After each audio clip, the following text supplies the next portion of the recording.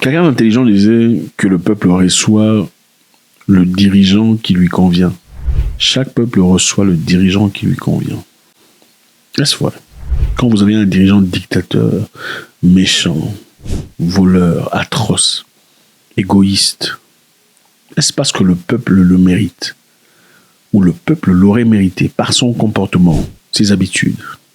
Parce qu'en réalité, un dirigeant n'est que le reflet de la population. Pourquoi il est le reflet de la population? Parce qu'un dirigeant reflète la mentalité du peuple. Parce que le dirigeant, avant de devenir dirigeant, président, ministre, peu importe, il a d'abord été un citoyen de ce même peuple. Il a fait partie des mêmes écoles, il a parcouru les mêmes rues, il a appliqué les mêmes concepts. Donc généralement, on dit, si vous n'aimez pas votre dirigeant, il y a de fortes chances que vous, à sa place, feriez la même chose. Parce que vous êtes issus du même noyau. Qu'est-ce que vous en pensez?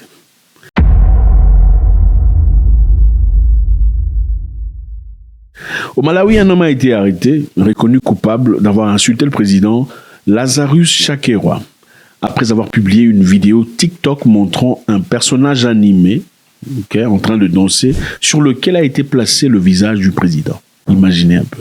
On est venu l'arrêter, on l'a embarqué, on l'a cassé la porte, on a mis des menottes, tout le bazar. On vous bande les yeux, on va vous emmener dans une voiture, on va vous balancer dans une prison. Malade, n'est-ce pas? Alors, le monsieur au nom de Sanyaki Nkoma a été reconnu coupable jeudi par un tribunal qui a déclaré qu'il avait publié la vidéo et des commentaires insultants à l'égard du président sur un groupe communautaire WhatsApp. C'est pourquoi, les amis, il faut faire très attention avec vos groupes WhatsApp. Moi, je ne suis pas dans des groupes WhatsApp. Je n'aime pas. Il y a des groupes WhatsApp où je suis seulement pour observer. Et les gens ne savent même pas que je suis là. Parce que c'est là que je lis ce que les gens pensent et tout le bazar. La majorité de gens qui sont sur des groupes WhatsApp, pour la plupart, si ce n'est pas un groupe de famille ou quelque chose de direct, vous ne connaissez pas leurs intentions. Vous êtes dans un groupe WhatsApp, on vous a rajouté, vous n'avez pas refusé. Vous ne connaissez pas les intentions des gens. Et donc, c'est dans le groupe WhatsApp où il a publié sa petite vidéo marrante que quelqu'un a signalé les services de renseignement et de sécurité. Il y a un monsieur qui se moque du président ici, on l'emmène. Une histoire tirée d'une réalisation de la Corée du Nord, on croirait, où on ne peut pas parler du président. Il y a des tenues à prendre. On embarque en Afrique.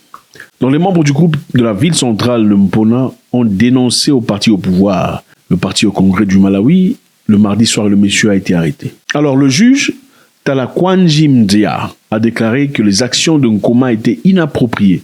Un juge dit que c'était inapproprié. Donc, on se demande, est-ce que le juge essaie de se faire aimer par le président peut-être? Vous savez, en Afrique, on fait n'importe quoi pour lécher les pieds des dictateurs, pour avoir son petit bol de manioc en attendant, n'est-ce pas? Les gens n'ont pas d'honneur. Les gens feraient n'importe quoi pour faire plaisir au président. Ah oui, et le juge a déterminé que la peine est prévue pour les semaines qui arrivent. Le juge a quand même prévenu que la peine pourrait être une amende d'environ $3 500 ou 6 ans de prison, les amis. $3 500 ou 6 ans de prison. C'est malade. C'est malade partant d'un pays où, il y a très récemment, le pays donnait des enfants, des centaines de jeunes pour aller travailler en Israël. Pourquoi travailler en Israël? Donc, c'est pour vous dire, dans un pays où récemment on a envoyé des enfants, 200 et quelques enfants, jeunes hommes, partis en Israël, dans un pays en guerre, pour aller travailler dans les fermes. Et qu'est-ce qu'ils disaient en retour? Israël a donné en retour $60 millions au pays, c'est-à-dire au gouvernement. $60 millions, moi je pense que c'est une insulte. $60 millions, c'est l'argent d'une seule personne. Ce n'est pas de l'argent qu'un pays donnerait à un autre pays pour quelconque service. Alors, ces jeunes ont quitté leur pays, certainement en difficulté, dans la pauvreté, la misère. Des gens qui n'ont certainement jamais voyagé. Ils s'imaginaient que Israël, c'est certainement Dallas ou Miami, seulement pour réaliser, enfin je pense qu'ils les savaient, ils partaient travailler dans les endroits où il faut enlever la merde de la vache, où il faut couper les herbes, enlever les herbes, et c'est ça. Le gouvernement a voulu justifier ça disant que voilà, nous avons besoin d'échanges, c'est bien pour les jeunes du Malawi, et en plus on va recevoir en retour de la devise étrangère, ça va aider l'économie. Moi je trouve ça malade, pourquoi? Parce que si on voulait vraiment faire des échanges d'humains, donner une opportunité aux Malawites de travailler, pourquoi on n'a pas pris des docteurs malawites? Pourquoi jamais on appelle des docteurs du Malawi? On a besoin des docteurs du Malawi, il faut les envoyer. Pourquoi jamais des ingénieurs, des chercheurs? Pourquoi jamais des gens intelligents, des constructeurs, Pourquoi jamais? Pourquoi seulement des gens pour travailler dans les fermes, pour enlever la merde, enlever les pipis des poissons, tout ça? C'est clair. C'est très exactement comme ce qui se passait à l'époque aux Amériques, où on emmenait les Noirs. C'était pas pour devenir médecin, hein. C'était pour devenir ramasseur de coton, travailler dans des champs de canne à sucre, n'est-ce pas? C'est ça. Donc c'est simplement, en tout cas beaucoup diraient, c'est très similaire à ce qui s'est passé dans le passé, mais un peu changé. Dans l'objectif, évidemment, de donner l'impression que tout ça. En Israël, à l'époque, quand la guerre commençait, plus de 30 000 personnes avaient quitté. Donc les travailleurs qui étaient là avant, parmi eux des Européens et des volontaires venant de partout, parce que beaucoup de gens vont en Israël pour travailler dans les kibbutz, dans les champs communs, beaucoup se sont décidés de partir. C'est à cause de ça qu'on a emmené les gens de Malawi. Et ces jeunes Malawis qui sont partis là-bas, plus tard, n'ont pas été payés correctement l'argent qui leur a été promis. Donc on a voulu blaguer avec eux. C'est ça, les amis. C'est bien triste de voir, dans un tel pays où il n'y a pas d'opportunité, il faut aller travailler comme domestique, nettoyeur des vaches dans un pays étranger pour avoir de l'argent. On demande à une personne de payer 3 500 $ ou de faire 6 ans de prison pour avoir fait une vidéo de plaisanterie. Et il y a quelques semaines d'ailleurs, il y a aussi une personne qui se moquait de la façon de danser du président. Le président dansait et les gens se sont moqués de lui disant qu'il ne sait pas danser. On l'a aussi arrêté. Il a aussi été arrêté. Pourtant, regardez aux États-Unis, beaucoup de personnes se moquent de Trump. C'est vrai quand Trump il danse, c'est quand même sérieux quand il danse. Ok, les gens s'en moquent. Avez-vous déjà entendu quelqu'un arrêté aux États-Unis parce qu'il s'est moqué de la danse d'un président? Jamais. Ce sont des histoires des Noirs. Ce n'est qu'en Afrique que vous trouvez ces gens, oh, tu as dit ça sur le président, outrage au président, outrage, mais attendez, le président, ce n'est pas Dieu. Si tu es en incapacité de recevoir des insultes en tant que président, il faut chercher un autre boulot. Parce que quand tu seras président de la République, certaines personnes feront des plaisanteries sur ton nom, d'autres personnes vont se moquer de toi. Tu ne peux pas être président en ayant le cœur faible. Ce n'est pas possible. C'est africain, ce genre d'histoire. C'est malade. Et quand on dit que l'Afrique a des chétol country, les gens c'est facho, c'est du racisme. Mais attendez, au Nigeria, il y a quelque temps, une dame a fait un commentaire par rapport à une pâte tomate qu'elle a achetée quelque part. Elle disait sur son Facebook post que c'était trop sucré pour ses préférences. Évidemment, beaucoup d'Africains, quand ils font leur nourriture traditionnelle, ce n'est généralement pas sucré. Et elle a fait un post disant c'est trop sucré, ça risque de faire du mal aux gens.